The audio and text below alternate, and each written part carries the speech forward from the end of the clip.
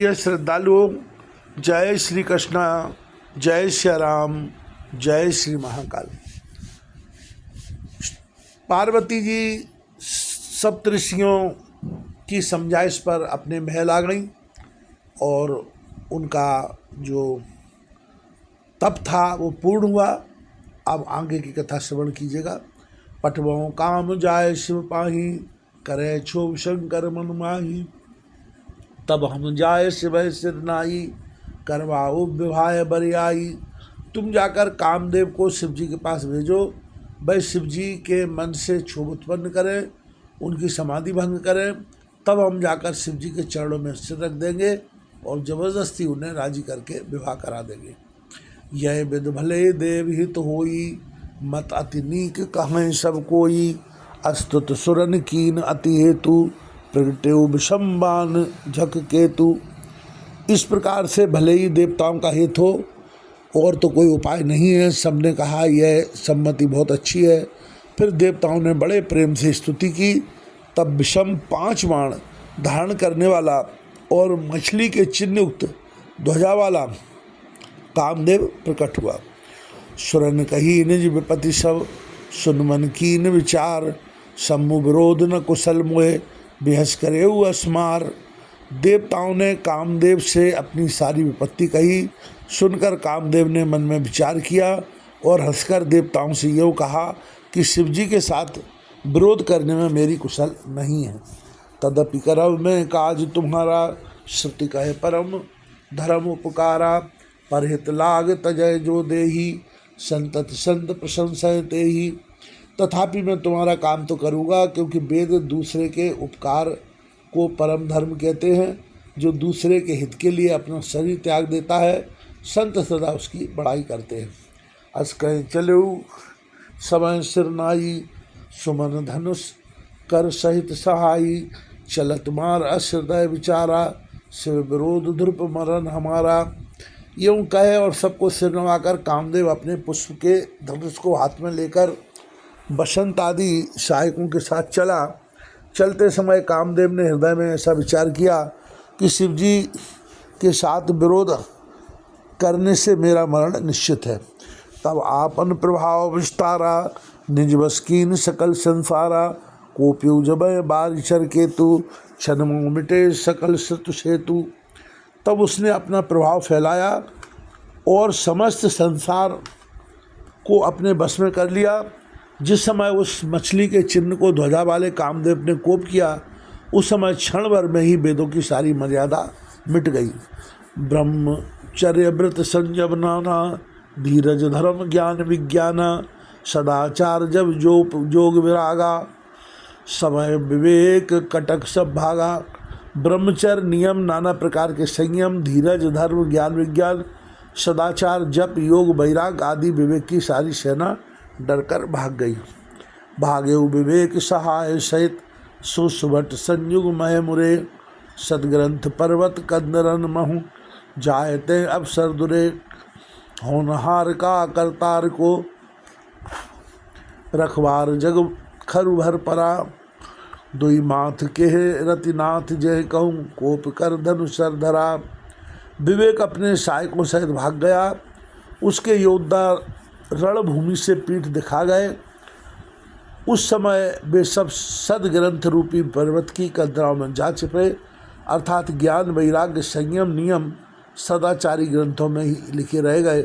उनका आचरण छूट गया। सारे जगत में खलबली मच गई और सब कहने लगे, हे विधाता, अब क्या होने वाला है? हमारी रक्षा कौन करेगा?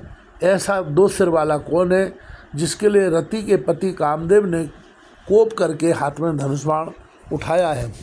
जे सजीव जग अचर चर, नारी पुरुष असनाम। ते निज निज मर जाब तज भये सकल वश काम। जगत में स्त्री पुरुष संज्ञा वाले जितने चर अचर प्राणी थे, वे सब अपनी अपनी मर्यादा छोड़कर काम के वश में हो गए। सबके हृदय मदन अभिलाषा, लता निहार नवय तरु शाखा। नदी उमंग अम्बुद कौंधाई, संगम करें तलाव तलाई।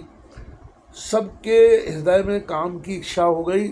लताओं बेलों को देखकर वृक्षों की डालियां झुकने लगी नदियाँ उमड़ उमड़ कर समुद्र की ओर दौड़ी और ताल तलैयाँ भी आपस में संगम कर मिलने जुलने लगीं। जय अस दशा जड़न के वर्णी, को कह सकै सचेतन करनी। पशु पक्षी नव जल थल चारी, भये काम बस समय विशारी। जब जड़ वृक्ष नदी आदि की यह दशा कही गई, तब चेतन जीवों की करनी कौन कह सकता है। आकाश जल और पृथ्वी पर विचरने वाले सारे पशु पक्षी अपने संयोग का समय भुलाकर काम के वश में हो गए। मदन अंध व्याकुल सब लोका, निस्दिन अवलोक है, निस्दिन नहीं अवलोक है कोका।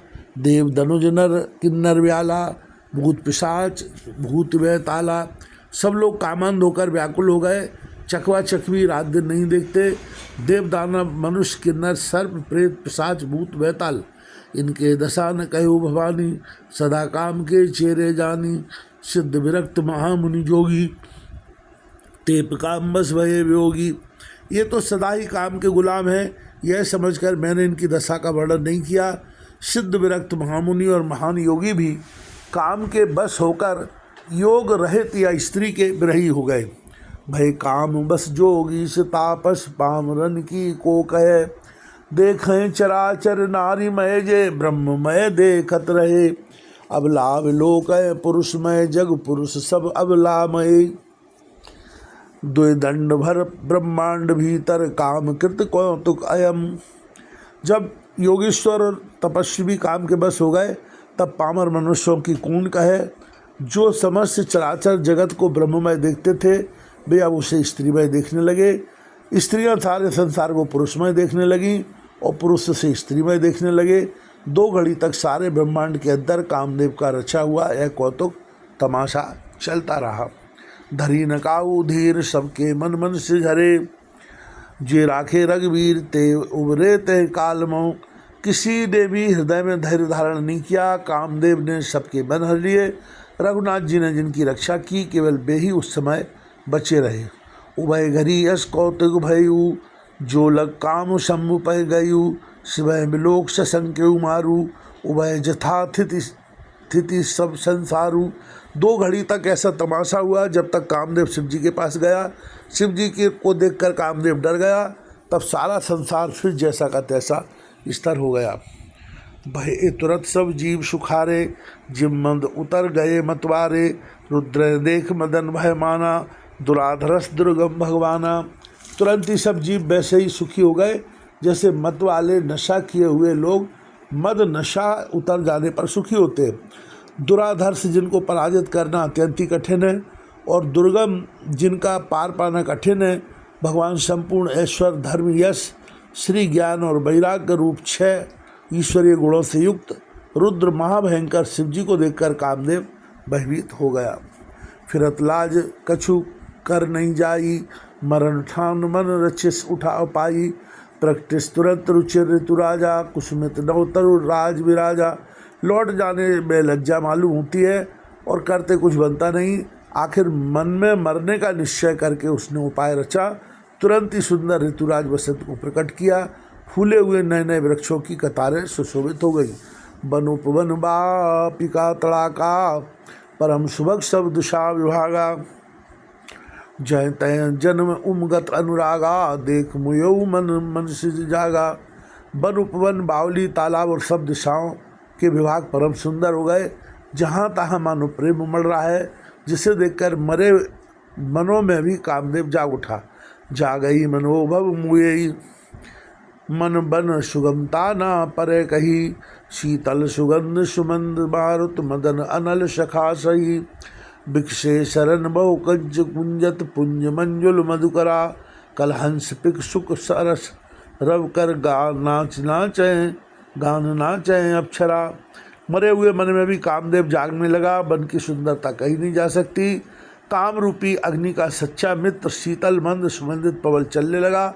सरोवरों में अनेक कमल खिल गए, जिन पर सुंदर भंवरों के समूह गुंजार करने लगे। राजहंस कोयल और तोते रसीली बोली बोलने लगे और अप्सराएं गा गा कर नाचने लगी।